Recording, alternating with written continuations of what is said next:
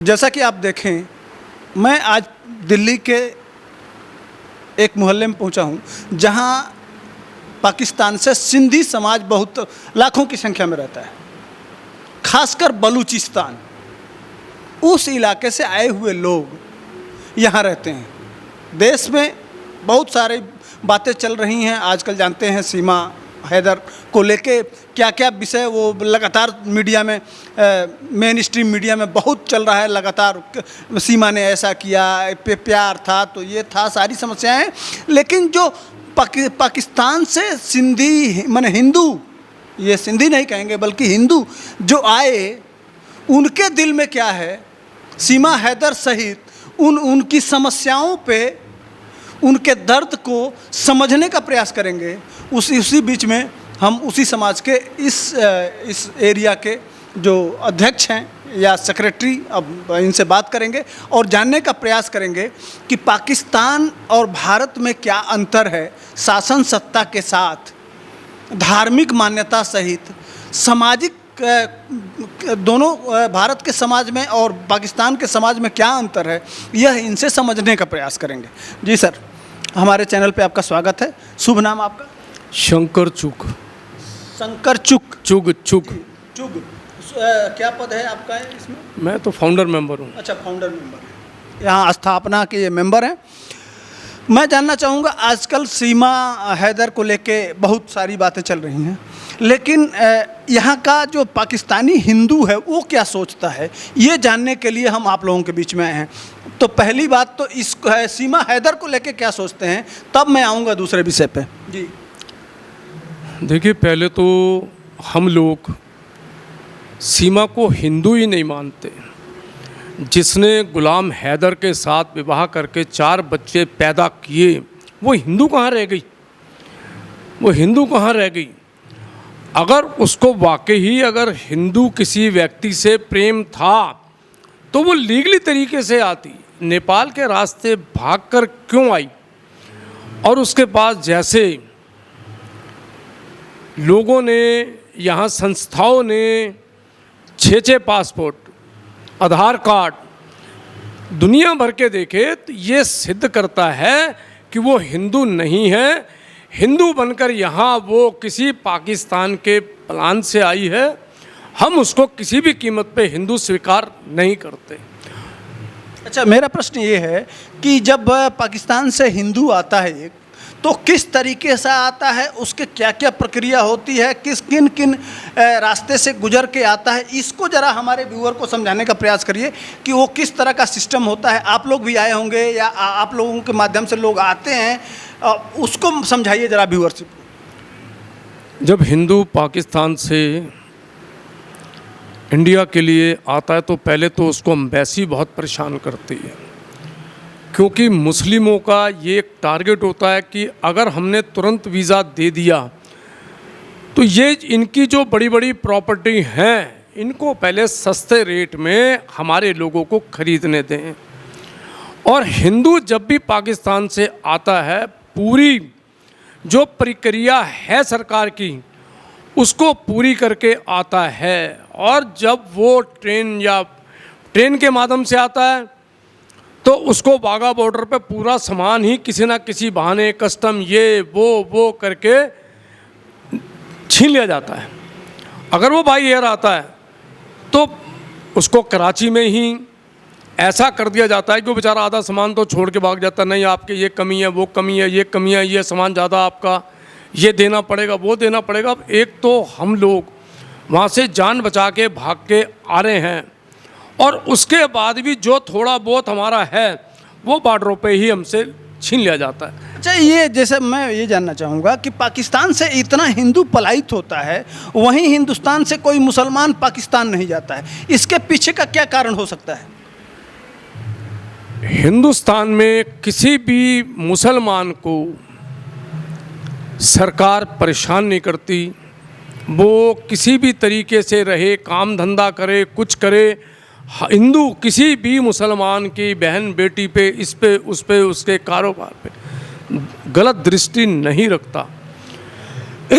पाकिस्तान में कोई भी हिंदू सेफ इसलिए नहीं है कि वहाँ बच्ची 5-6 साल की हो गई तो मुसलमान की उस पर गंदी निगाहें रहेंगी। अब हम लोग को ये चिंता होती है कि बच्ची हमारी हम ना स्कूल भेज सकते हैं, ना पढ़ा सकते हैं, उसको बाहर भेज नहीं सकते। अब बच्ची अगर थोड़ा दूर भी कहीं रिश्तेदारी में गई तो हमें ये लगता है कि अभी कुछ ना कुछ हमारे साथ हादसा होगा। मुसलमान वहाँ पे बिल्कुल भी हम हिंदुओं पे रहम नहीं करते। हमारा कोई भाई वहाँ दुकान कर रहा है, उसका काम अच्छा है, तो वो समझ लो आप सुबह गया तो परिवार के लोग, बच्चे, माँ, भाई, बहन ये सोचते हैं कि वो आएगा या नहीं आएगा। वो यही निगाहें रहती हैं कब वापस आएगा, कब वापस आएगा, कब वापस आएगा। लेकिन क्या है, बच्चे पालने हैं, काम तो करना है। अब उनको पता लग जाता है इसके पास 4 पैसे आ गए तो वो किडनैप कर लेते हैं, अपहरण कर लेते हैं। फिर उनकी जो डिमांड होगी फिरौती की, वो व्यक्ति देगा तो जिंदा रहेगा, नहीं तो मार देते हैं। अच्छा, वहाँ कोई लॉ एंड ऑर्डर, कानून व्यवस्था, शासन का कोई मतलब नहीं है क्या? हिंदुओं के लिए वहाँ पे कोई शासन नहीं। अभी आपने कई बार देखा होगा पंजाब की लड़कियों को, हमारी हिंदुओं को, हमारी बरादरी की लड़कियों को यही नहीं पता लगता गई कहाँ, अपहरण कर लेते हैं। शादी हो गई, मुसलमान बन गया, वरना उसको धमकी होती तेरे को तो मारेंगे मारेंगे, तेरे घर वालों को भी मार देंगे। तो वो लड़की मजबूरी में निकल सकती नहीं, निकल सकती नहीं। कोई बहुत ही, कोई आप मान के चलो बहुत मुश्किल से कोई लड़की स्लिप होकर निकल आई और वो टीवी के सामने आ भी गई तो वहाँ की पुलिस ना तो कुछ मुकदमा दर्ज, चाहे हमारा पूरा समाज हिंदू का वहाँ इकट्ठा होकर प्रदर्शन, कई बार आपने देखा होगा टीवी, प्रदर्शन करते हैं, शोर मचाते हैं, पुलिस के बहुत बुरी तरीके से बर्ताव होता है, बैठ जाते हैं अपने घर में चुपचाप हुआ। तो फिर एक ही रास्ता है कि किसी भी तरीके से अगर हमें अपने बच्चे बचाने हैं, अपने आप को बचाना है, तो सिर्फ उनको पता है कि सिर्फ और सिर्फ हमें हिंदुस्तान में ही पनाह मिल सकती है। अच्छा, सुनने में आता है कि हिंदुओं के सामने ही, माने उनके औरतों के साथ, बच्चियों के साथ इस तरह से होता है, तमाम वीडियो जाते हैं। इसको आप जो आपके जो जानने वाले लोग हैं वो किस तरह से कभी क्या कहते हैं, क्या उस वहाँ चर्चा चलता है? जो मैंने अपनी पीड़ा है मैं जानना चाहता हूँ। जो भारत में यह कहा जाता है ना कि असुरक्षित है मुसलमान, ये तथाकथित बॉलीवुड भाड़ वाले कहते हैं ना, मुंबई वाले, कि हमारे बच्चों का कल क्या होगा और हमारे भविष्य का क्या होगा। आमिर खान से लेके और जितने ये खान गैंग है, शाहरुख खान, ये अपने बच्चों की चिंता करते हैं। जानो इनसे कि पाकिस्तान में वहाँ जो चंद मुट्ठी भर मुसलमान हिंदू बचे हुए हैं, उनके साथ क्या है, यह पीड़ा सुनिए और समझिए। या कोई पैसा दे के बुलाए हुए नहीं, वो इनका यहाँ कार्यक्रम था, हम लोग आए और जानना चाहते हैं जी, उसको बताइए। देखिए, यहाँ कोई भी मुसलमान को किसी प्रकार का भी हिंदुस्तान से, और जब से नरेंद्र मोदी जी आए हैं उनको कोई भय नहीं है।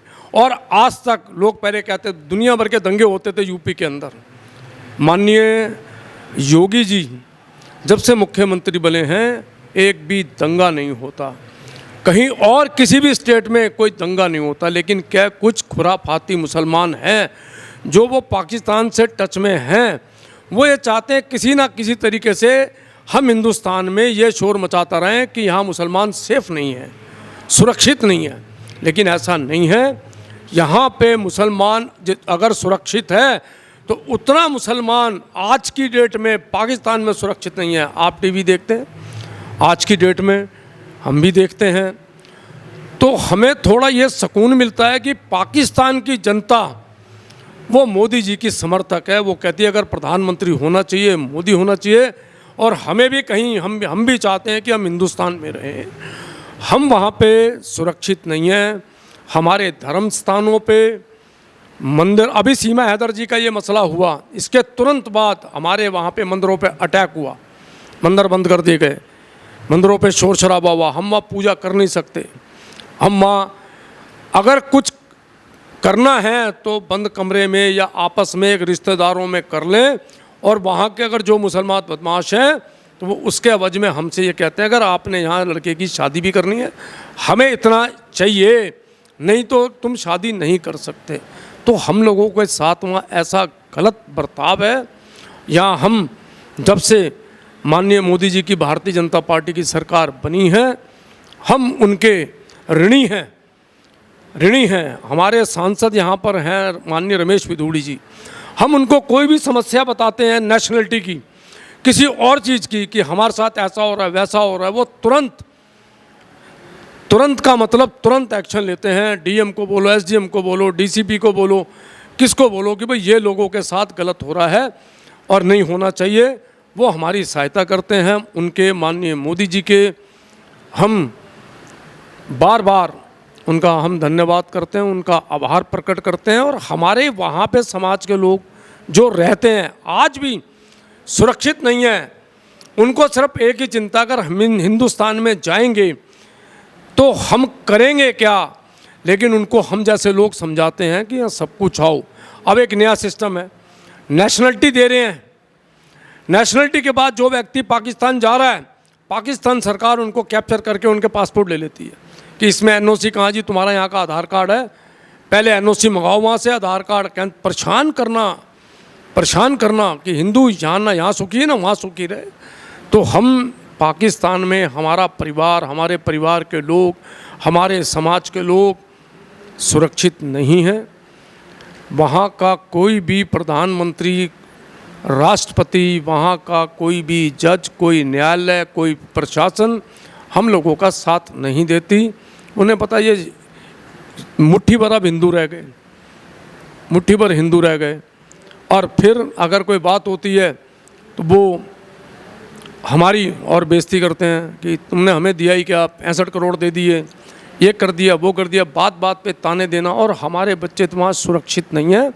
अब हिंदुस्तान में आके चाहे हमें रेड़ी लगानी पड़े, चाहे हमें रोड पे छोले भटूरे बेचने पड़े, चाहे हमें भीख मांगनी पड़े, लेकिन क्या हमें ये लगता है कि अब हिंदुस्तान में आके हमारा परिवार सुरक्षित है, हमारे बच्चे पढ़ सकते हैं, पढ़ रहे हैं।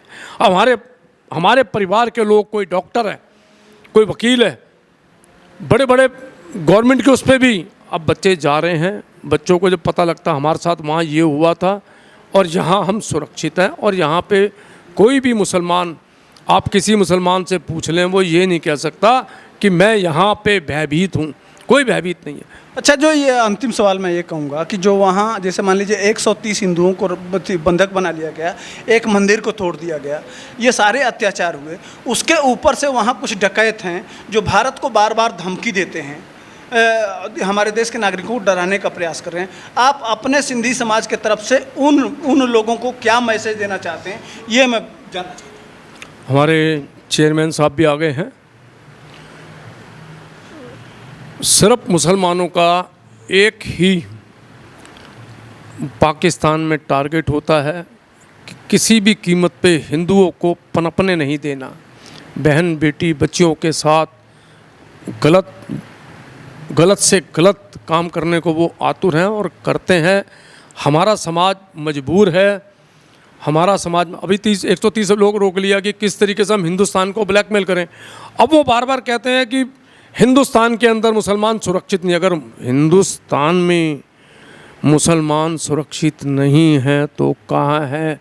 चीन में वो नमाज नहीं पढ़ सकता, इज़राइल में वो नमाज नहीं पढ़ सकता। अगर मुसलमानों को अगर कहीं सम्मान है तो वो हिंदुस्तान में है। हम हिंदुओं के साथ पाकिस्तान में हमारे परिवार के साथ ऐसा अत्याचार होता। अगर हमारा वहाँ 4 कमरे हैं तो आप ये मान के चलो कि हम ये सोचते हैं कि ये 4 कमरे हमारे नहीं हैं, हम तो यहाँ किराएदार हैं, ये 4 कमरे इनके ही हैं, हम यहाँ भगेंगे। और वो ऐसा माहौल बना देते हैं कि हमें वो छोड़ के आना पड़ता है। भाई ज़्यादा रिक्वेस्ट कर दो उनसे, वो ये कहते हैं चल भाई कोई बात नहीं, तुम 4 आदमी जा रहे हो, ये थोड़ा ले जाओ। और वो थोड़ा भी बॉर्डर पे, अगर हम बाघा बॉर्डर तक पहुंच गए तो उससे पहले ही वो भी लुट गए। कई परिवार तो ऐसे हैं जो वहाँ से किसी माध्यम से यहाँ के वहाँ पी से इधर उधर निकलते हैं बाहर, तो हिंदुओं को फ़ोन करते हैं अमृतसर में कि हम ऐसे ऐसे बात हो गई, तो वो वहाँ के लोग हमारा नंबर मांगते हैं। अगर उनके पास नंबर हो, हमारे चेयरमैन साहब के पास नंबर हो उनका, तो वो मदद करते हैं। नहीं तो अदरवाइज़ वो बेचारे, उनको इतना है कि ट्रेन का बस का किराया दे देते हैं। ये हमारे साथ हिंदुओं के साथ पाकिस्तान में इतना अत्याचार है कि इतना अत्याचार कहीं ना हो सकता है। ना होगा। हम वहाँ कोई चीज़ खरीद नहीं सकते, यानी कहने का मतलब हम नाम के अमीर हैं। वहाँ अगर हमारे पास सब कुछ है, खरीदने के लिए हम कार ले सकते हैं, गाड़ी ले सकते हैं, कुछ नहीं ले सकते। हम क्यों नहीं ले सकते? अगर हमने आज ली वो हमारी नहीं है, वो उनकी है, उनके बाप की है। क्यों? अगर हम उसके अंदर गाड़ी लेने जब आएंगे, अगर हम नहीं देंगे, वो ज़बरदस्ती लेके जाएंगे। उनको पेट्रोल भी डलवा के देंगे, घूम फिर के जब खड़ी करके जाएंगे, वो गाड़ी उनकी है, हमारी नहीं है। हम वहाँ कुछ नहीं खरीद सकते। वो साहब कहते हैं तुम यहाँ मेहमान हो, जब हम चाहें हम तुमसे ले सकते हैं। तो हमें जब भी आएंगे तो खाली पैर ही आएंगे, नंगे पाँव आ सकते हैं, कुछ लेके नहीं आ सकते जब भी दंगा होगा। नहीं, एक सवाल मेरा है, जैसे मैंने आपका कार्यक्रम देखा, इतना शानदार कार्यक्रम रहा, क्या आप इस तरह के कार्यक्रम वहाँ कर सकते हैं? बिल्कुल नहीं सर, ये सोच नहीं सकते। आप करने की बात कर रहे हो। हम कोई त्यौहार नहीं मना सकते। त्यौहार भी ऐसे मनाते हैं, अपने अपने घरों में मनाते हैं, खुल के बाहर नहीं मना सकते हम, जैसे यहाँ मनाते हैं। कोई ऐसा नहीं। जब यहाँ बाबरी मस्जिद का केस हुआ था, हर मंदिर को आग लगाई गई थी, कोई मंदिर नहीं बचा था हमारे वहाँ पे, कोई मंदिर उस समय बिल्कुल नहीं बचा था, और घरों में छुपके हुए थे। इस हालात ऐसे थे, कहीं माहौल ठीक हो तो हम भगें।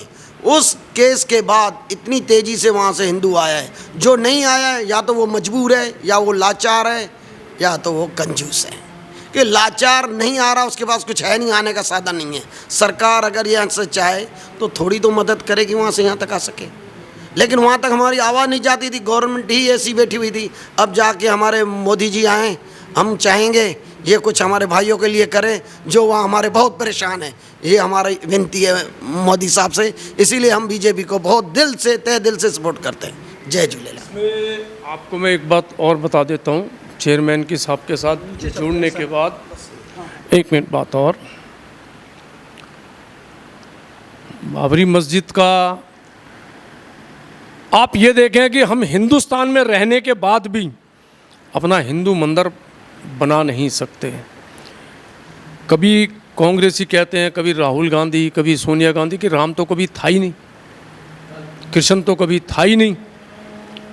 राम नहीं था तो राम मंदिर कैसे बना, राम सेतु कैसे बना, श्रीलंका कैसे आई। और जब से अयोध्या बन गया, कोर्ट ने डिसाइड कर दिया बन रहा है, तो हमारे हिंदुओं के साथ वहाँ और अत्याचार हो रहा है, और अत्याचार हो रहा है। अब दूसरा, जैसे अब ये ज्ञानव्यापी का चला, इसके लिए और हमारे हिंदुओं को परेशान करा जा रहा है कि तुमने एक तो छीन लिया, अब हम तुम दूसरा छीन रहे हो, और ज़्यादा परेशान कर रहे हैं। तो हम पाकिस्तान की जो मेन ओहदेदार हैं, सदर हैं, उनसे भी हम ये उम्मीद तो नहीं समझते, लेकिन फिर भी आपके माध्यम से हम ये चाहते हैं कि वो कम से कम, अभी जैसे चेयरमैन साहब ने कहा कि भाई ज़्यादा कुछ नहीं कर सकते, तो कम से कम हमें आने की मोहलत तो दी जाए, आने की मोहलत तो दी जाए, हमारा रास्ता तो खोल दिया जाए। ठीक है, हम लास्ट क्वेश्चन करना चाहेंगे, पाकिस्तान से आप लोग कहाँ से आए? हम ज़्यादातर लोग आए हैं बलोच से, बलोचिस्तान से, कुछ सिंध से हैं, ज़्यादातर हम बलोचिस्तान से आए।